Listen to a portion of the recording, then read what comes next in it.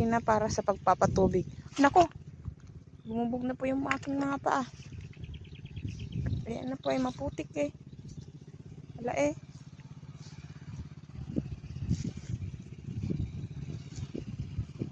Marami na pong tubig. Ngayon, magiging mas malusog na po ang mga tanim na kamote. Okay? Sa parting ito, wala na siyang ano. Pero meron pa naman eh. Naanohan lang kasi ng tubig.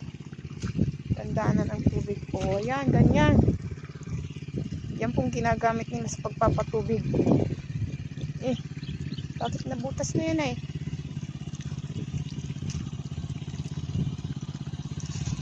So, tingnan po natin kung ano yung ginagamit nilang makina sa pagpapatubig.